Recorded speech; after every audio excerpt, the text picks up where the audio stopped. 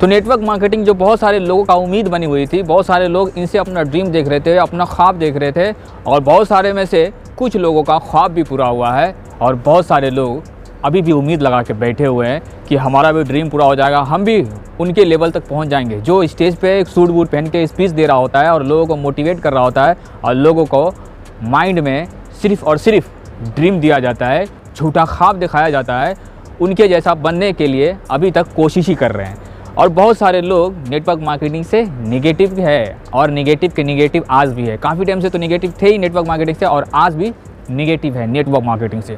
तो मैं इस साल आपको बताऊंगा कि इन साल 2021 में कई सारी कंपनी जो इंडिया में फेमस थी और कुछ कंपनी इसमें काफ़ी टाइम से फेमस थी और कुछ कंपनी हाल फिलहाल आके ही फेमस हो गई, 2-3 साल के अंदर में ही फेमस होगी। उनमें से कुछ ऐसी कंपनी है जो इन साल बहुत ही चर्चों में रहा। किस चीज़ में चर्चों में? अच्छों में नहीं भाई मेरे, अच्छों में चर्चों में नहीं रहा।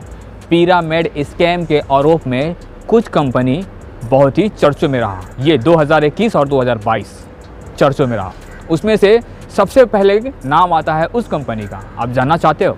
वो हेलो दोस्तों, मैं हूँ अलाउद्दीन और मैं करता हूँ हर झूठ का पर्दाफाश। आप जानना चाहते हो?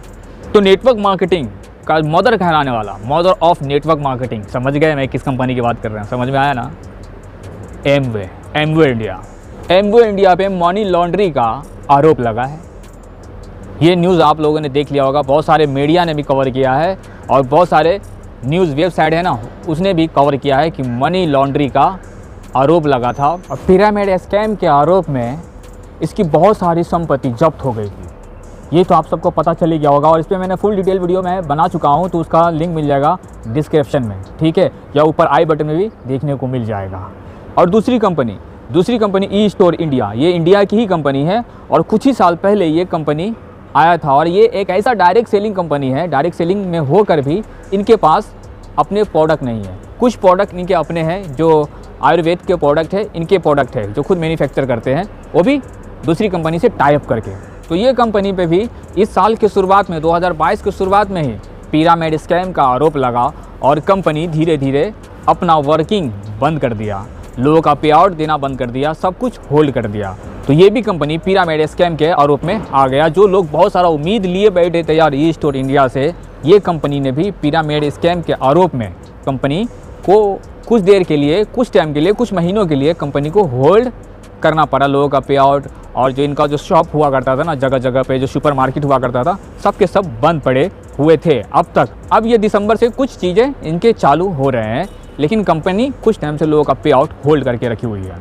और तीसरी कंपनी मेरे दोस्त प्रोवेदा इंडिया ने भी कुछ टाइम पहले ही, कुछ साल पहले ये कंपनी आया था और उनके भी बहुत सारे प्रोडक्ट है खुद का मैन्युफैक्चर किया हुआ, खुद का प्रोडक्ट के साथ ये कंपनी आए थे प्रोवेदा इंडिया। और प्रोवेदा इंडिया ने भी इन साल थोड़ा थोड़ा चर्चों में रहा है। क्यों चर्चे में रहा है? कि इसने लीडर की आईडी शिफ्ट कर देते थे, मतलब दूसरों के नीचे लगा दिया करते थे और इनके जो प्रोडक्ट के जो क्वालिटी हुआ करते थे ना, 2020 और 21 में प्रोडक्ट के क्वालिटी भी अच्छे नहीं और प्राइस भी महंगे हो गए। तो इन चीज़ों को लेकर भी ये कंपनी बहुत ही चर्चों में रहा है।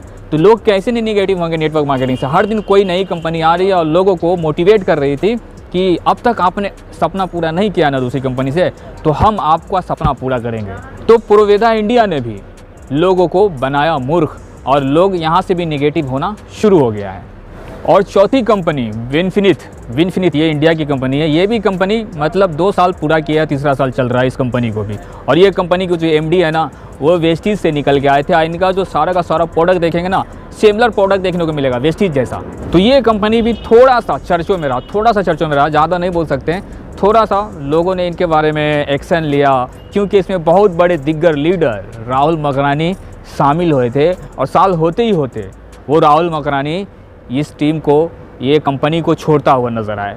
और इसका जो प्लान है ना, कुछ खास प्लान नहीं है। लोगों को जिस तरह से वादा किया था, लोगों को जिस तरह से ख्वाब दिखाए थे, ये विनफिनिथ उनका ख्वाब पूरा हुआ नहीं दिखाना, तो लोग वापस आते गए और कई लोग दूसरी कंपनी में शिफ्ट हो गए और कई लोग तो नेटवर्क मार्केटिंग को ही अलविदा कर दिया। तो ठीक है दोस्तों, तो आप सोच सकते हो आपको क्या करना है, नेटवर्क मार्केटिंग में करियर है या नहीं है, वो आपके ऊपर छोड़ता हूँ। मैं तो आपके सामने सिर्फ़ और सिर्फ सच बताता हूँ लाके, और ये सारा का सारा सर्च हम देख रहे होते हैं और आपको भी मालूम हो रहा होगा कि नेटवर्क मार्केटिंग का सर्च क्या है। तो जो लोग नेटवर्क मार्केटिंग से करोड़पति बनने का सोच रहे थे या लोगों को करोड़पति बना कर सूट बूट पहन कर प्लान देने जा रहे थे, करोड़पति बनाने का प्लान देने जा रहे थे मोहल्ले में, उसको ये जान लेना चाहिए कि आप करोड़पति बने हो कि नहीं अभी तक। सूट बूट वाले लीडर आप बन पाए हो कि नहीं बन पाए ये 2-3 साल में, या लाखों रुपए का पे आउट है कि भी नहीं है? नहीं होगी मेरे दोस्त, ऑब्वियसली नहीं होगा। ठीक है, तो ये लोगों को बेवकूफ़ बनाने वाला काम जरा बंद कर लो आप लोग। ठीक है, बंद कर लो मेरे दोस्त। आप पहले की तरह प्लान भी दे नहीं सकते क्योंकि इंडिया में इनके ऊपर रूल्स आ गया है। रूल्स आ गया है, पहले गाइडलाइंस था ना, अब रूल्स आ गया है कि तुम झूठ बोल के नेटवर्क मार्केटिंग में लोगों को ला नहीं सकते हो।